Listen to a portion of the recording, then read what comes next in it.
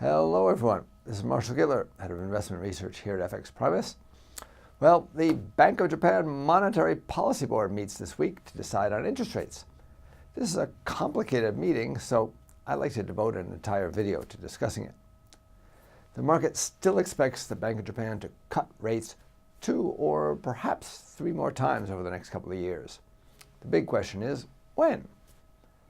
Now, we have a pretty good idea of what they might do this week. That's because there was an unusually large number of articles in the Japanese press last week giving unusually detailed explanations of their policy measures.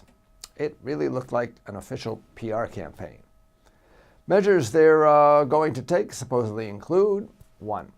Steepening the Japanese government bond yield curve by buying more short-term bonds and fewer long-term bonds. 2. Cutting deposit rates on reserves further into negative territory. And 3. Perhaps adding some new forward guidance. Now, in theory, these moves should weaken the yen. A steeper yield curve should boost bank profits and thereby increase their willingness to take risks. Also, if the BOJ is successful in boosting inflation expectations, that means lower real interest rates.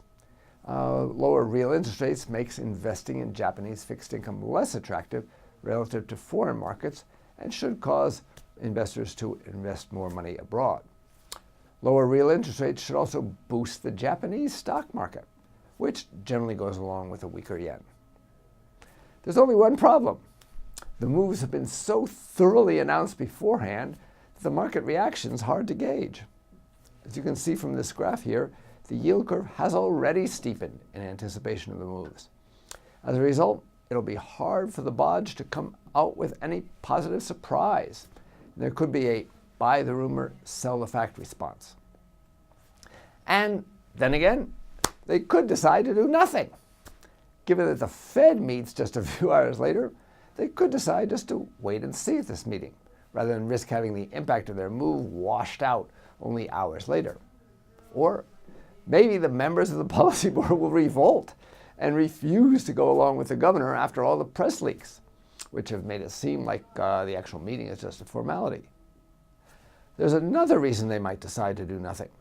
At this meeting, they'll receive the results of a comprehensive assessment of the effectiveness of the easing policy. Governor Kuroda requested this review at their last meeting. Now, the last such assessment that the BOJ carried out declared their policy to be a success. And this one is likely to reach a similar conclusion, since, of course, they won't want to admit that they've spent trillions of yen for no effect. But if the policy is a success, then why is inflation falling? It must be because of factors outside their control, such as the slowdown in China and Europe, or the fall in oil prices, or even Japanese demographics. In that case, maybe they'll decide to do nothing, since their policy moves would have no effect on those outside factors. And besides, the impact of those factors is gradually fading. Now, if they don't take any action at this meeting, then I'd expect the yen to strengthen considerably. So, while there's a good chance that we know what will happen at this week's BOJ meeting, nothing is certain. There's still plenty of potential for volatility. This is Marshall Gittler, Head of Investment Research here at FXPRIMUS.